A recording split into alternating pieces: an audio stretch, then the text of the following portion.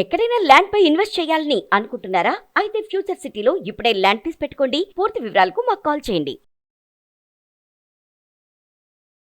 నమస్కారం. కార్తీక పురాణం 11వ అధ్యాయంలోకి వచ్చాం. జనక మహారాజా కార్తీక మాస వైశిష్ట్యాన్ని, ఆ మాసంలో ఆచరించవలసిన పనులను, వాటి మహాత్మ్యాలను నీకు వివరంగా చెప్పాను. ఈ మాసంలో విష్ణుమూర్తిని అవిసెపూలతో ఆరాధన చేస్తే చాంద్రాయణ వ్రతం చేసిన ఫలితం లభిస్తుంది. చాంద్రాయణ వ్రతం అనగానే అదేదో చిత్రమైన వ్రతంగా తోస్తుందండి. మనం కులసాగా తిరిగి రావడం అంటే ఏ పని లేకుండా ఊరికే అలా వెళ్ళి ఇలా రావడాన్ని చాంద్రాయణం అని చెప్పుకుంటాం. అంటే మన మాటల్లో వాడుకుంటాం. చాంద్రాయణం అంటే చంద్ర సంబంధమైన వ్రతం.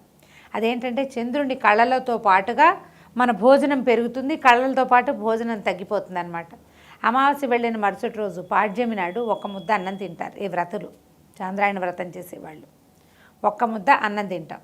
రెండో రోజు రెండో ముద్ద, మూడో రోజు మూడో ముద్ద, నాలుగో రోజు నాలుగో ముద్ద చొప్పున 15వ రోజున 15 ముద్దలతోటి కడుపు నిండా అన్నం తింటారు. భగవంతుడికి నివేదన చేసిన ప్రసాదం పిడికెడు అని చెప్తారు, 15 పిడికిళ్ళు. అక్కడి నుంచి మళ్ళీ ఆ పాడ్యం నుంచి, పౌర్ణమి వెళ్ళిన పాడ్యం నుంచి ఒక్కో ముద్ద తగ్గించుకుంటూ వస్తారు. 15వ రోజుకి ఒక ముద్ద కూడా ఉండదు, ఆహారం ఉండదు. అమావాస్య నాడు ఉపవాసం ఉంటారు. మళ్ళా పాడ్యం నుంచి మళ్ళీ మొదలవుతుంది. ఇది చాలా కష్టసాధ్యమైన వ్రతం. ఆ వ్రతం చేసిన ఫలితము మనం ఈ అవిసె పూలతోటి కనుక విష్ణువుని పూజిస్తే లభిస్తుందని చెప్తారు. కార్తీక మాసంలో అవిసె పూలని కూరండుకుని కూడా తినాలంటారు కొన్ని ప్రాంతాల్లో. మా ప్రాంతాల్లో కూడా అలాంటిది వినిపిస్తుంది. అవిసె పూలు ఏమిటో తెలియదండి నిజంగానే. ఫ్లాక్ సీడ్సే అవిసె గింజలుగా మనం ఇప్పుడు భావిస్తున్నాం. కానీ అవిసె చెట్టు పెద్ద చెట్టు ఉంటుంది, కొంచెం చిత్రంగా ఉంటుంది పువ్వు అని చెప్తారు. ఎవరికైనా మీ ప్రాంతాల్లో దొరికితే ప్రయత్నం చేసి చూడండి. ఇక దర్భలతో పూజించిన, వస్త్రాలతో పూజించిన ఉత్తమ గతులు కలుగుతాయి. ఈ కార్తీక పురాణం చదివినా విన్నా కూడా కష్టాలు తొలగిపోయి దోషాలు దూరమై ముక్తి లభిస్తుంది. ఈ విషయాన్ని సూచించే మందరుడి కథ చెప్తాను వినమంటున్నారు. పూర్వం మందరుడు అనే విప్రుడు ఉండేవాడు. అతను పుట్టింది విప్రునిగా అయినా పూజలు చేసేవాడు కాదు. వైదిక ధర్మాచారాలకి చాలా దూరంగా ఉండేవాడు. ఇతరుల ఇళ్లలో సేవలు చేస్తూ సమస్త దుర్వ్యసనాలకు అలవాటు పడి వాటితోటే కాలం గడిపేవాడు. కానీ అతని భార్య సుగుణవతి, పరమ పతివ్రత. అయితే ఇతను ఏం చేశాడు, ఇవి సరిగా ఉద్యోగం చేయకపోవటం వల్ల, వ్యసనాలు ఉండటం వల్ల ఎంత ధనం దొరికినా సరిపోయేది కాదు. దాంతో దారులు కాచి దొంగతనాలకి పాల్పడేవాడు. ఒకనాటి రాత్రి పొరుగురులో పని చూసుకుని తన గ్రామానికి పోతున్నటువంటి ఒక వ్యక్తిని మోసగించి అతని ధనాన్ని దొంగిలించాడు మందరుడు. అయితే డబ్బు తీసుకుని భార్యకి అమ్మా నాన్నలకి భోజనాన్ని కొనుక్కుని తీసుకుని వెళ్దామనుకుంటుని బయలుదేరినటువంటి మందరుణ్ణి చూసి ఒక కిరాతుడు ఒకడు అతన్ని సంహరించి అతని చేతిలో ఉన్నటువంటి ధనపు మూటని అపహరించాడు. అయితే ఈ ధనాన్ని పుచ్చుకొని వెళ్తున్నటువంటి కిరాతకుడు ఒక పులి బారిన పడ్డాడు. ఆ పులి చూసింది అతను, అది ఆకలితోటి ఉంది, ఇతని మీద ఆహారం కోసం పడింది. ఇద్దరు కలిసి మల్ల యుద్ధం చేశారు, పులిను కిరాతుడు. కిరాతుడి చేతిలో ఉన్న గొడ్డలి తగిలి పులి మరణించింది. కానీ అదే సమయానికి పులి పంజా దెబ్బలు తిన్నటువంటి కిరాతుడు కూడా మరణించాడట. వీళ్ళ ముగ్గురు మరణించిన ముగ్గురిని కూడా యమభట్లు వచ్చి యమలోకానికి తీసుకెళ్ళిపోయారు. అయితే మందరుడు మరణించిన తర్వాత మరణించాడని తెలుసుకున్నారు. అతని శవం లభించింది. ఆమె ఏం చేయాలో తెలియక ఆ బ్రాహ్మణ స్త్రీ ఏదో దీనంగా ఉండి తన పతినే తలుచుకుంటూ విష్ణు భక్తితోటి నిరంతరము ఏదో పూజ చేసుకుంటూ బతికేదట. అయితే ఒకనాడు ఆ గ్రామానికి ఒక మహర్షి వచ్చాడట.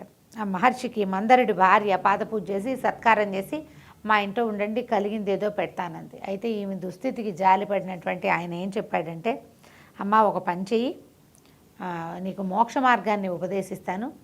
ఈమె పరమ బీదరారు, భర్త ఉండగానే బీదతనం ఉంది, ఒక్కతే ఉంటే ఇంకా బీదతనం. ఆ రోజుల్లో ఆడవాళ్ళు 4 పనులు చేసి సంపాదించుకునే రోజులు కావు కదా. ఏదో కలిగింది తింటూ అటాటా కాలక్షేపం చేసేది, కొంచెం తేలిక పని చేసుకునేది అనమాట. ఈయన ఏమన్నాడంటే, నేను నూనె తెస్తాను, నువ్వు దీపారాధన చేసి ఒత్తులు వెలిగించమ్మా, కార్తీక పురాణం విందు. కానీ పురాణం వింటే మోక్షం లభిస్తుంది, ఈ జన్మలో చేసిన పాపాలు నశిస్తాయి, నీ కష్టాలు తీరుతాయని చెప్పాడట.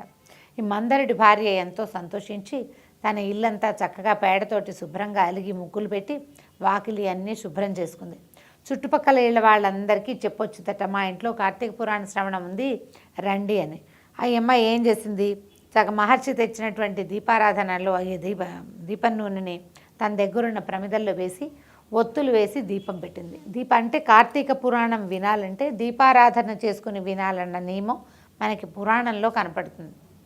ఒట్టిగా రాత్రి 10 గంటలకి వినేస్తే సరిపోతుందని అనుకోకుండా ఉదయమో సాయంత్రమో ఒకసారైనా దీపం పెట్టుకున్నాక వింటే మంచిది అని చెప్తున్నారనమాట.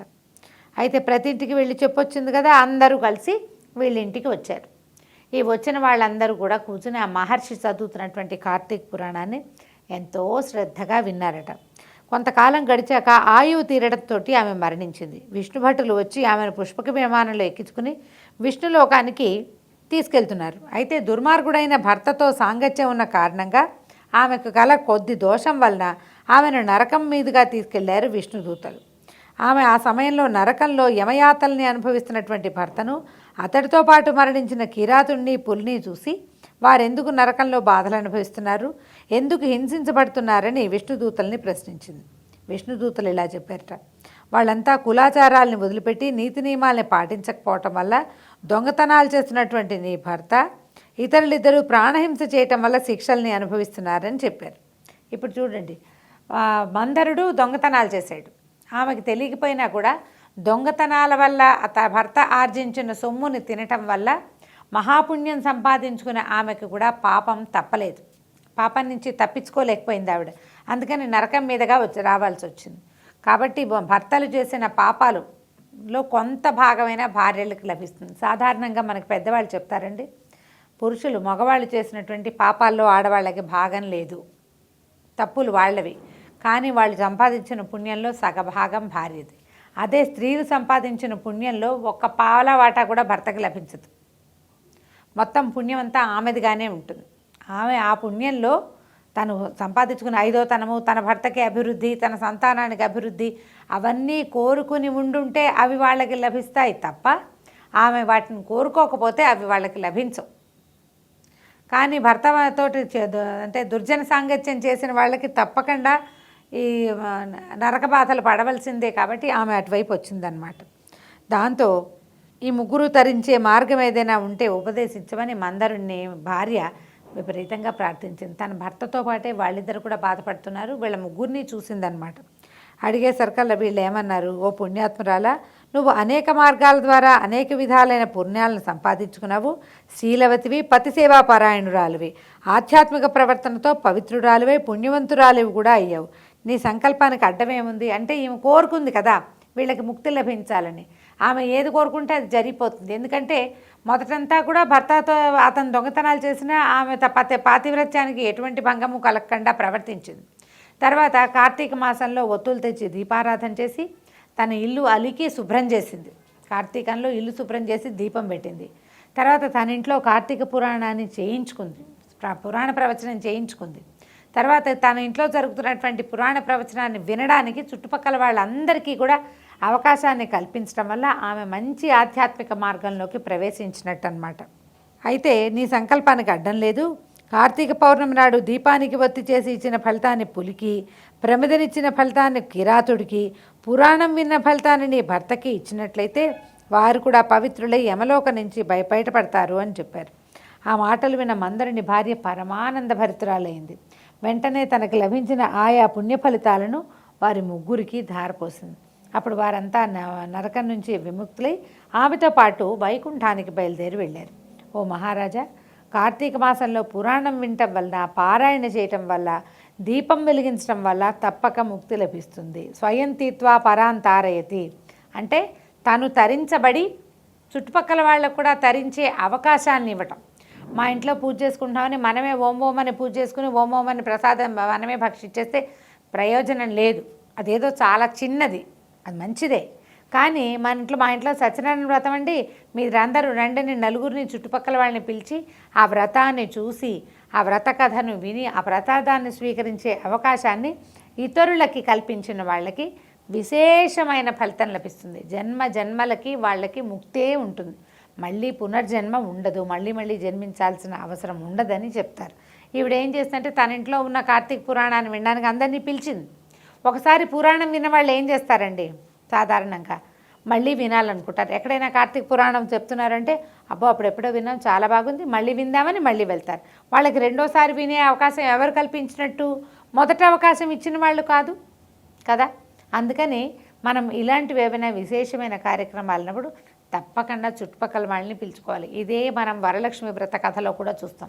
చారుమతి దేవి తనకి కలొస్తే మా ఇంట్లో వరలక్ష్మి వ్రతం చేసుకుంటాం రండని ఊళ్ళో ఉన్న జనాభా అందరినీ పిలిచింది. ఆమెకి వాళ్ళందరికీ వ్రతం చేసుకునే అవకాశం. ఈ ఇంట్లో ఈ సంవత్సరం మన ఇంట్లో సత్యనారాయణ వ్రతానికి వచ్చిన వాళ్ళు కార్తీకంలో వ్రతం చేసుకుంటే బాగుందని తెలుసుకుని వాళ్ళు కూడా చేసుకుంటారు. వాళ్ళకి కూడా తరించే అవకాశాన్ని మనం ఇస్తున్నట్టు అనమాట. అప్పుడు ప్రయోజనం ఎక్కువగా ఉంటుంది, ఫలితం బాగుంటుంది.